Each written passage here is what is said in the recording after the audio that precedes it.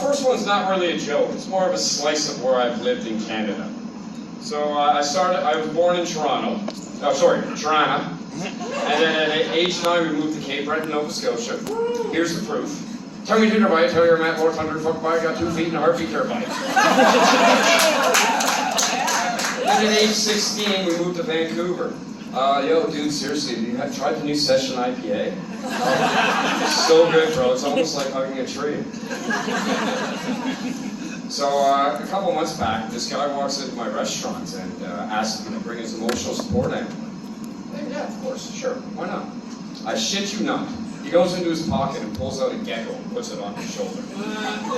I was just so confused. Why does he need emotional support when he's saving so much on car insurance? I used to have a lot of imaginary friends. Unfortunately, they've all ghosted me. I heard about this new sexual position I'd like to try though. But I really have to find the right woman because it's a little risque. It's called a twosome.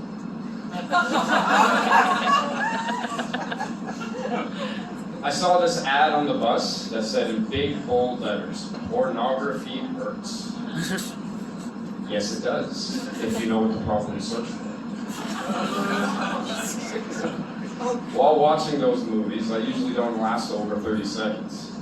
So the question that always pops into my mind, am I really good at giving hand jobs or just bad at receiving them? Now, I've got some advice and wisdom for you. You may fuck up so badly, like make such a stupid fucking mistake, your life will never be as good as it could be because of that mistake. Well, this isn't actually words of advice or wisdom, it's just a speech my mom gave me about the night I was conceived. She also added, have you ever tried anal? I wish I did.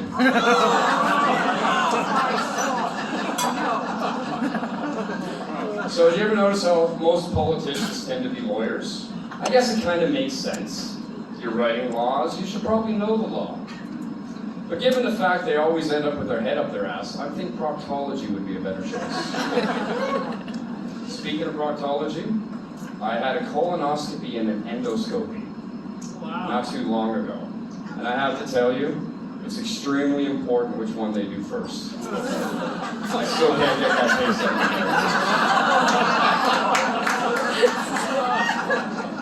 But they didn't find anything of concern, which, you know, good. But they put me under for it, which is it's normal, right? But I'll tell you what wasn't normal. When I woke up to candlelights, Kenny G playing, and a bouquet of roses. But the fucking chocolate covered strawberries, delicious. So I performed a couple of weeks ago at Backstreet Bar and Grill, and I kind of bombed. Not gonna lie. But it's okay, it's okay. The bombing has put me more in touch with my Irish heritage.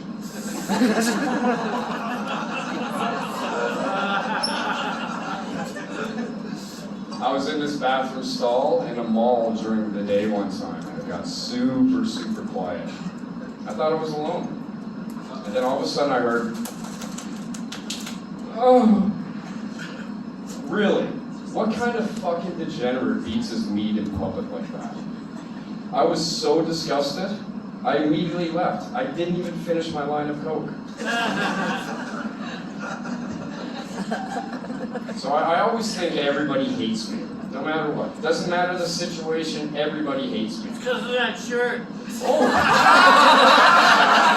Shall I just take it off then? Yeah! I'm wearing a fur vest underneath, you don't want to see it. So, I mean, I could be, it doesn't matter the situation, I could be getting a blowjob. My brain would be like, she must really hate you. She hasn't said anything in 30 seconds. So I've been a waiter for about 25 years, give or take, and one of the stupid things that's repeatedly said to me is, your smile is part of your uniform.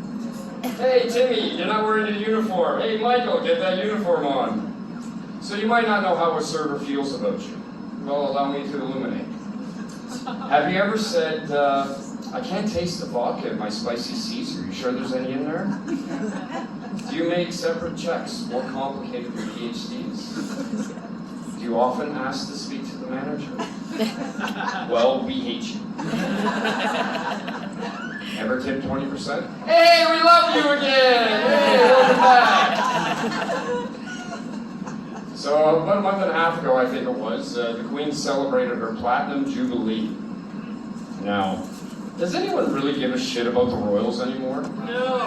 Yeah. If I want to see a bunch of inbred people who think they're better than me, I'm just going to go to a family reunion at PEI.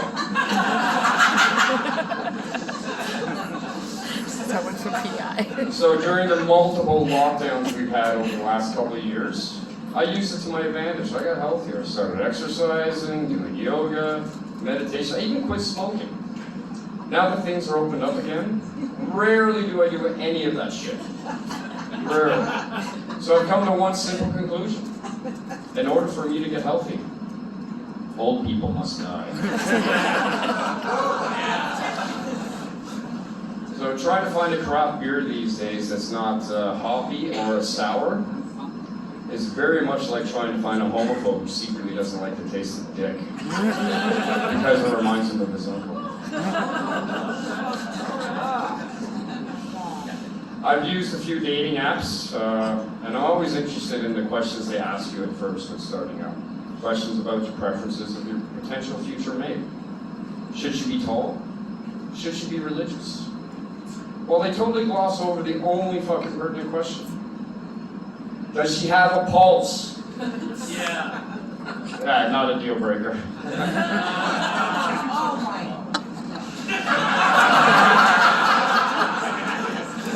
I like that response. So whenever visiting family in PEI, I swore that I would never use Tinder. I'd never use Tinder because, you know, you accidentally hook up with a second cousin. I realize it's totally fine. It's totally fine. Given the fact that most of my family uses Ancestry.ca as their dating app. All right, one last one for you here. I used to do a lot of cocaine. A lot. Hey. We'll talk later. I've gotten clean now, but one thing I never did was suck dick for drugs. Never did. Not that giving a blowjob's a bad thing. On those rare occasions I've been known to enjoy receiving. But what I would suck dick for is comedy. If that shit is funny, man, fucking gobble, gobble. So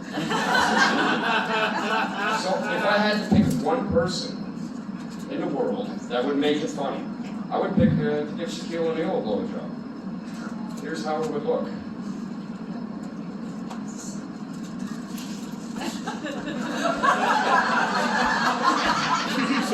That's my time. Thank you very much.